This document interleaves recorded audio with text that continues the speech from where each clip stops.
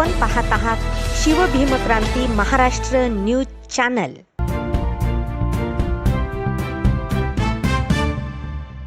Republican सेनेचे राज्य उपाध्यक्ष विजय वाकुडे यांच्या वतीने परभणी शहरात असलेल्या एका खाजगी हॉटेलमध्ये पत्रकार परिषदेचे आयोजन करण्यात आले होते।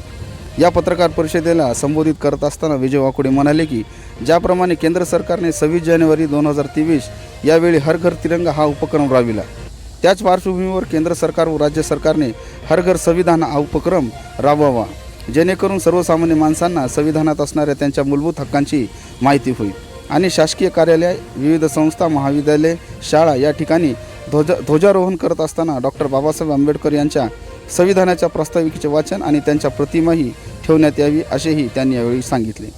पुढे बोलताना वाकुडे म्हणाले की लवकरच संविधान गौरव मेळावा मोठ्या प्रमाणात घेणार असल्याची माहिती या पत्रकार परिषदेत त्यांनी दिली आहे।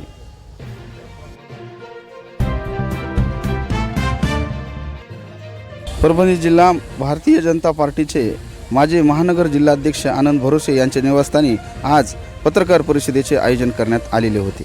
या पत्रकार परिषदेला भारतीय जनता पार्टीचे माजी नगरसेवक तसेच इतरही पदाधिकाऱ्यांची प्रमुख उपस्थिती होती।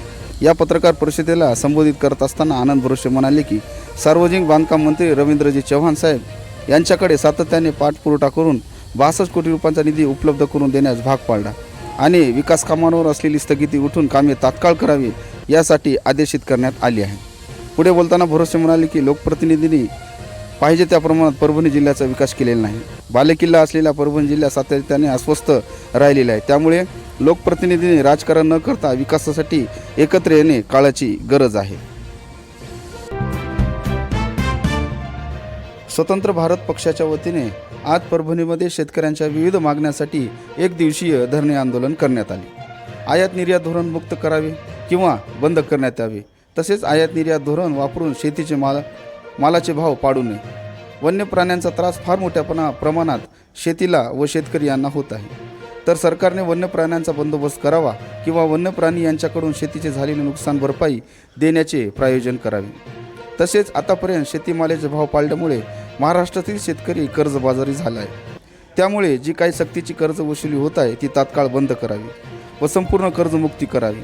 तसेच शेतीसाठी लागणारा वीज पुरवठा पूर्ण दाबाने व पूर्ण क्षमतेने द्यावा व या प्रमुख मागण्यांसह इतरही मागण्या करण्यात आलेल्या आहे। या मागणीचे निवेदन आज जिल्हाधिकारी परभणी यांच्या मार्फत मुख्यमंत्री यांना देण्यात आले आहे।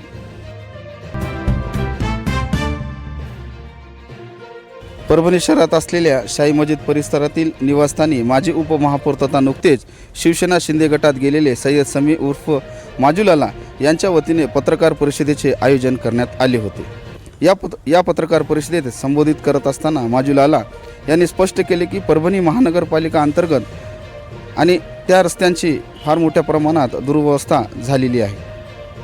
मागच्या 2 वर्षापासून कोणत्याही प्रकारची मूलभूत सुविधा मनपा प्रशासनाकडून देण्यात आलेली नाही, म्हणून परभणी महापालिकेचा विकास व्हावा याकरता मुख्यमंत्री एकनाथ शिंदे यांच्या प्रमुख नेतृत्वात व सईद खान यांच्या मार्गदर्शनाखाली शिंदे गटात प्रवेश करून परभणी जिल्ह्याच्या सर्वांगीण विकासासाठी आम्ही कटिबद्ध आहोत असे माजुलाल यांनी सांगितले।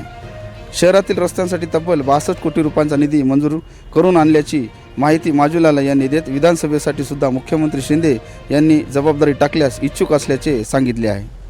62 कोटी रुपयाच्या आणलेल्या निधीची माहिती देत येथे 11 फेब्रुवारी रोजी खासदार डॉक्टर श्रीकांत शिंदे यांच्या हस्ते विविध विकास कामांचे उद्घाटन होणार असल्याचे यावेळी त्यांनी पत्रकार परिषदेत सांगितले।